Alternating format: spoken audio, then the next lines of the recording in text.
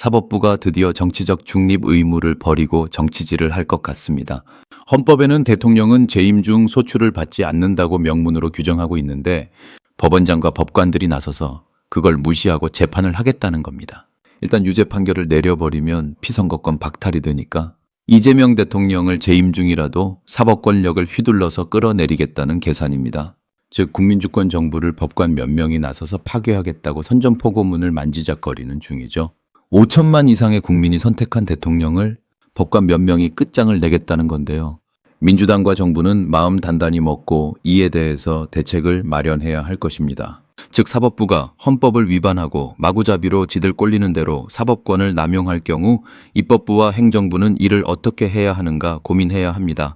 저는 전면전이라고 규정합니다. 네, 이건 사법부가 실체를 드러내는 징조라고 봅니다. 사법권을 행사해서 정치질을 하겠다는 건데요. 헌법을 무시하면서 사법부가 집단적으로 뭉쳐서 행정부와 입법부를 상대로 선전포고를 하는 겁니다. 이런 상황에 원칙을 강조하며 사법부가 일단 저질러 버리면 따를 수밖에 없다는 인식은 버려야 합니다. 네, 다시 한번 강조합니다. 사법부가 판결을 내리면 일단 따라야 한다는 생각을 버려야 합니다.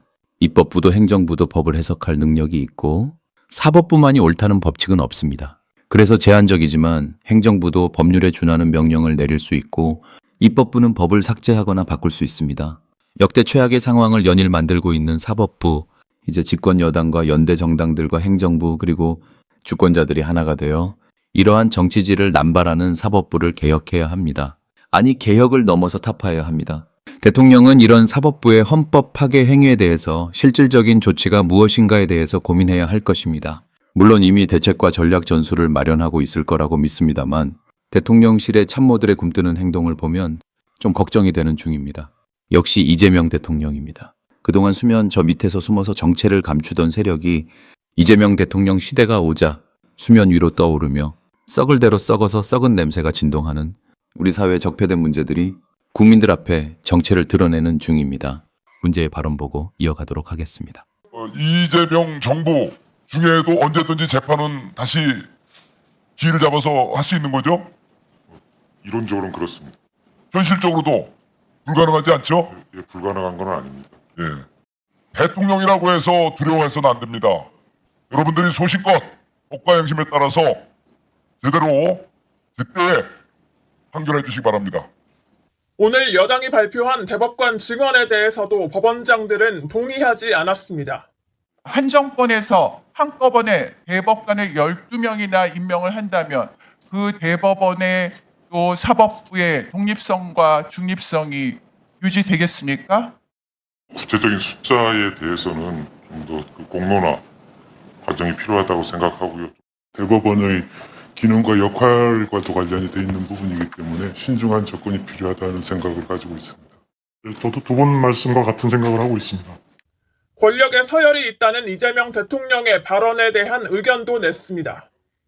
사법부는 선출 권력의 아래에 있습니까? 우열이 있다고 생각하지는 않습니다. 그렇지 않다고 생각하고 서로 기능적인 면에서 차이가 있다고 생각할 뿐입니다. 법원장들은 또 재판에 영향을 줄 수 있다며 법관 인신공격은 자제해달라고 호소했습니다. 대한민국 헌법 제84조는 대통령은 내란 또는 외환의 죄를 범한 경우를 제외하고는 재직 중 소추되지 아니한다라고 명시하고 있습니다. 이 규정은 대통령의 직무 집행에 대한 안정성과 권력 분립 원칙을 보장하기 위한 핵심 장치입니다. 따라서 고등법원장이 대통령의 재임 중 소추 가능성을 언급했다면 이는 헌법적 근거와 권력 관계의 기본 틀을 흔드는 심각한 문제로 비판받을 수 있습니다. 다음은 이에 대한 비판적 의견의 주요 쟁점입니다. 헌법은 대통령의 재임 중 소추 금지를 원칙으로 하며 예외적으로 내란 외환죄에 한해 소추 가능성을 열어둡니다. 고등법원장의 발언이 대통령이라도 소추될 수 있다는 취지라면 이는 일반 범죄에 대한 소추 가능성을 시사하는 것으로 해석될 수 있습니다. 이는 헌법이 규정한 대통령의 법적 지위와 면책 범위를 부정하는 것으로 삼권 분립 원칙을 훼손할 우려가 있습니다.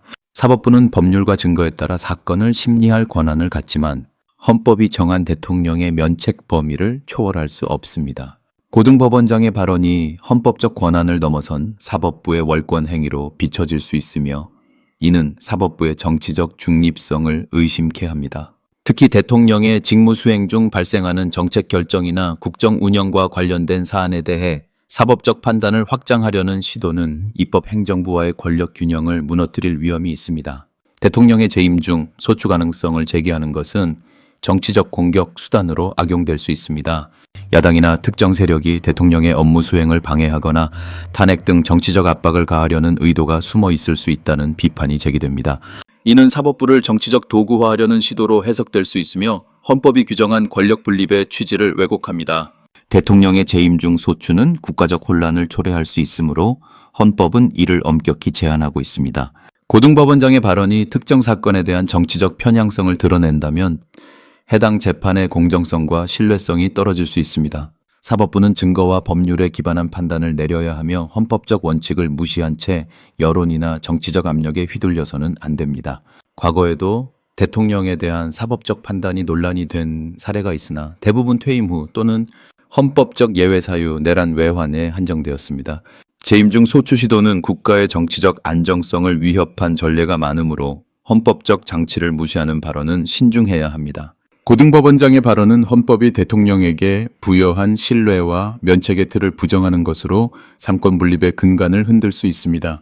사법부는 법률과 증거에 충실해야 하며 헌법적 권한을 초월한 판단은 정치적 논란과 함께 국가적 혼란을 초래할 수 있습니다.